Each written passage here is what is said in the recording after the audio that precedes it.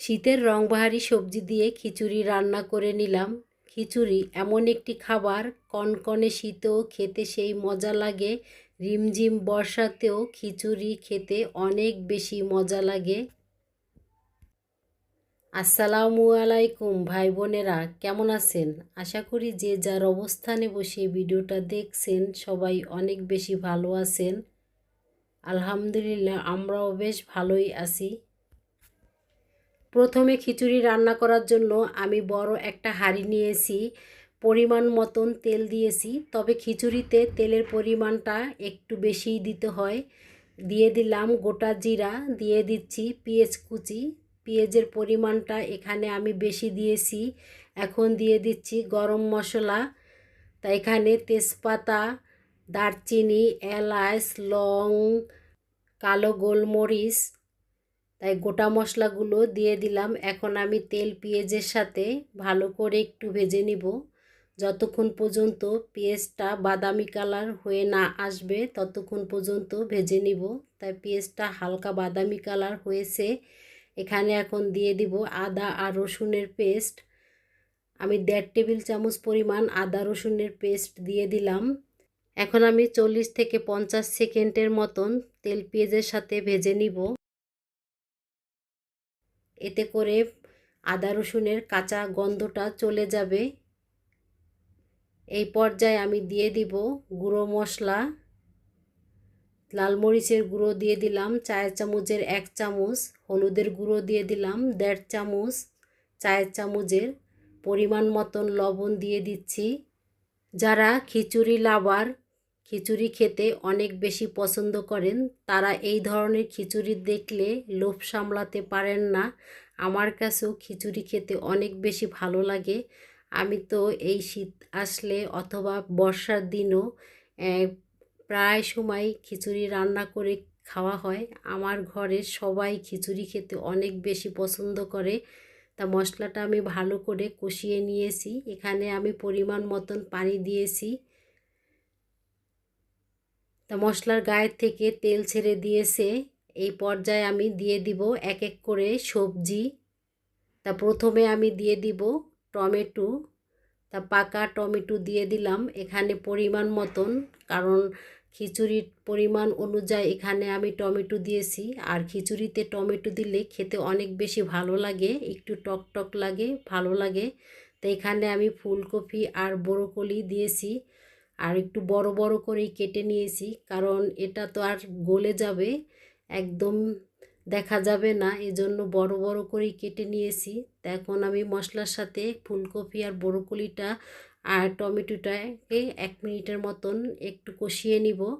তা 1 মিনিট পরে আমি এখানে সবজিগুলো দিয়ে দিব। তা এখানে আছে শালগম, আলু আর গাজর, আর দিয়ে দিব বিট। এই রংবাহারি সবজি দিয়ে আজকে আমি খিচুড়ি রান্না করব।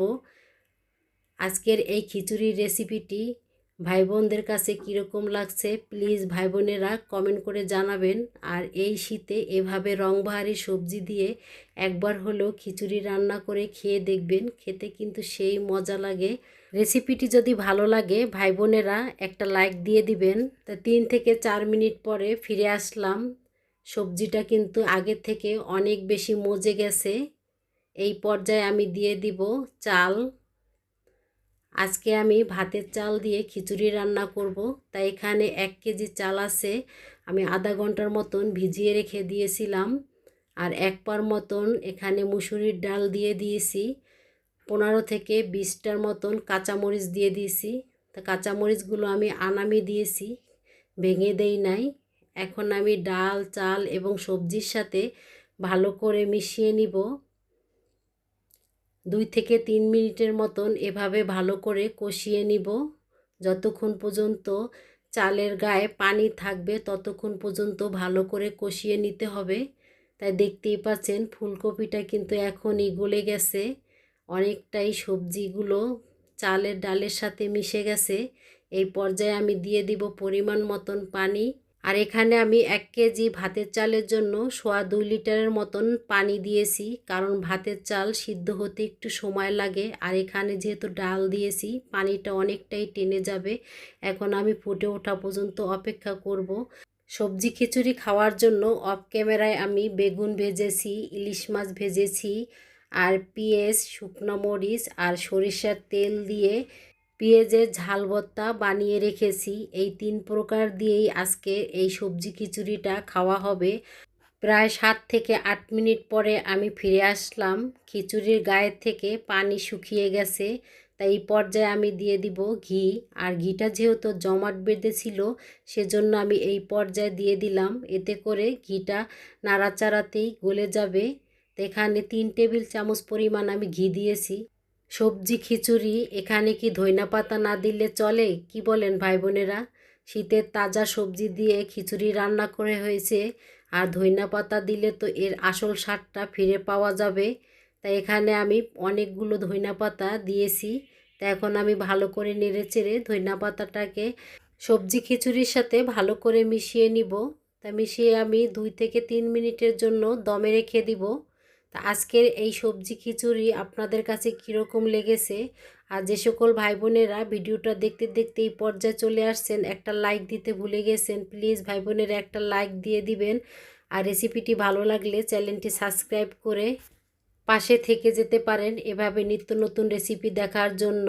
তা আজকের মতন এই পর্যন্ত, আবার দেখা হবে নতুন একটা রেসিপিতে। সে পর্যন্ত আল্লাহ হাফেজ, আসসালামু আলাইকুম। সবাই ভালো থাকবেন, সবাই সবার জন্য দোয়া